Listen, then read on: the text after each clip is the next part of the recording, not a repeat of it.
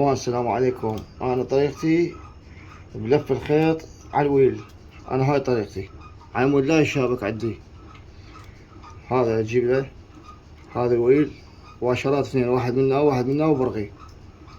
هاي اللي عنده درين بالبيت، اللي ما عنده بعد مشكلة بعد كيفه. هاي اجي اقطع الدرين بس لا يتخلص، لازم اظل تنقه.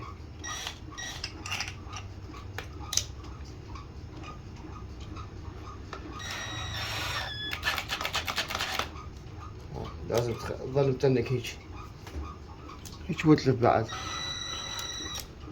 تلفه. ظل تلف لا يتشابك عندك ولا بعد ولا يلوي.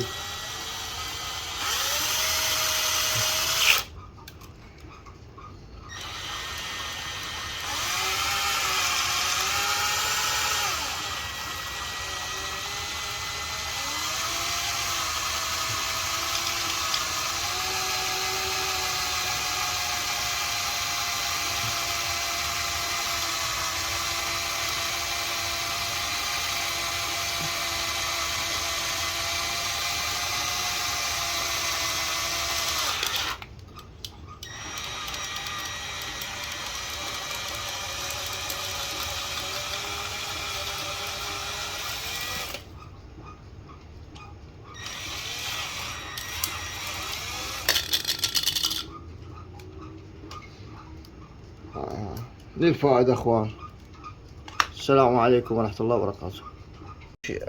اكثر شي استخدم هذا بالفيدر استخدم 60 100 متر بندو، خوش نوعية هذا، وسعره مناسب 3000 دينار.